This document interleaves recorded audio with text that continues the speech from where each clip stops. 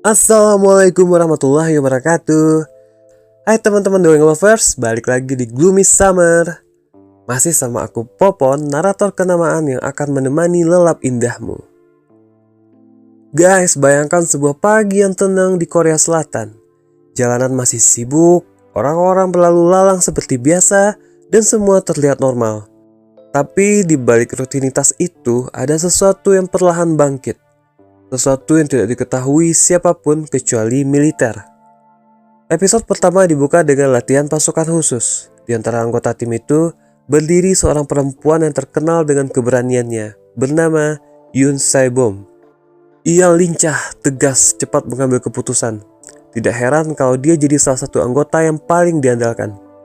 Namun latihan itu berubah menjadi tragedi guys, ketika salah satu anggota tiba-tiba menunjukkan perilaku aneh.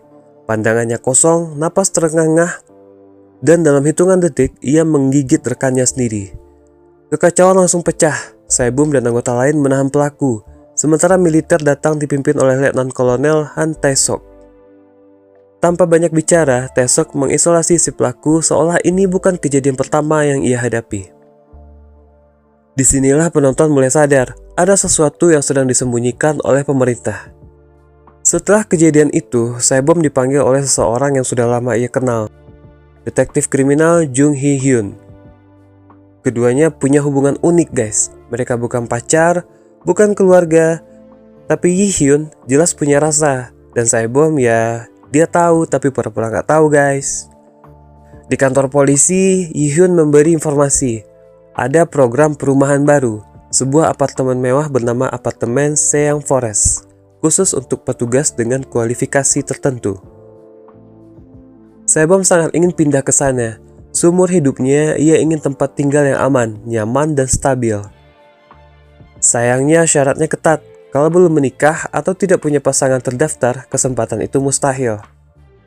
Lalu tanpa basa-basi, Sae-bom menatap Hee-hyun dan berkata, "Kalau begitu kita menikah saja, kontrak." Hee-hyun tertegun, bukan jawaban yang ia harapkan, tapi juga bukan penolakan. Momen ini ringan, lucu, tapi terasa penting untuk perjalanan mereka.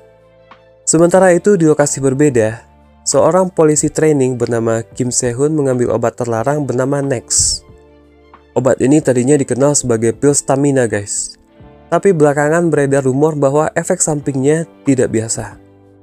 Setelah meminum pil itu, Se-hun mulai gelisah, tangannya gemetar, matanya berubah liar. Tak lama ia menyerang dan menggigit seseorang. Pada malam harinya, Sae-bom dipanggil ke asrama polisi tempat insiden terjadi. Ruangan itu kacau, kursi berantakan, dan suara rintian terdengar dari pojok gelap. Sae-bom pun masuk perlahan. Di sana ia melihat Se-hun. Tubuhnya dipenuhi darah, matanya merah, dan nafasnya berat seperti binatang mengamuk. Perkelahian sengit pun terjadi. Sae-bom berusaha melumpuhkannya, tapi Se-hun begitu agresif. Se-hun menggigit lengan Sae-bom. Darah mengalir, Se-hun ditahan, dan Sae-bom hanya bisa menatap lukanya sambil bertanya-tanya apa yang baru saja masuk ke tubuhnya. Tak lama Han Tae-sok muncul, bukan sebagai penyelamat, tapi sebagai seorang yang tahu lebih banyak dari yang ia katakan. Ia membawa Sae-bom ke fasilitas karantina rahasia. Di sana, berbagai pasien lain sedang diperiksa. Orang-orang dengan luka gigitan, perilaku aneh, dan reaksi agresif. Semua diisolasi, semua diawasi. Sae-bom ditempatkan di ruangan khusus. Ia tidak menunjukkan gejala, tapi Tae-sok memperhatikannya seperti bom waktu.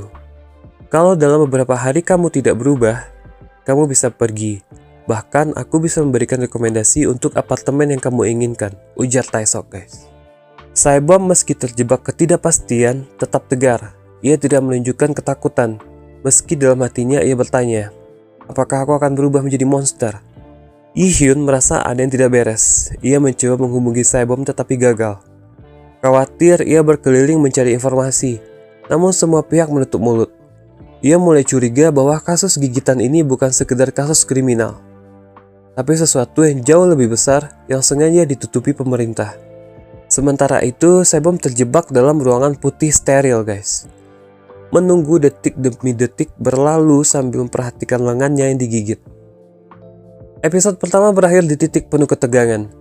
Saibom mungkin terinfeksi, mungkin tidak. Ihun berusaha mencari cara untuk membantunya. Obat Nex mulai menyebar secara luas. Pemerintah belum mengungkapkan kebenaran ke publik. Dan perlahan dunia yang terlihat normal mulai retak. Inilah awal dari wabah, awal dari kekacauan, dan awal dari perjuangan bertahan hidup. Papa Nijim pamit dulu guys. Assalamualaikum warahmatullahi wabarakatuh.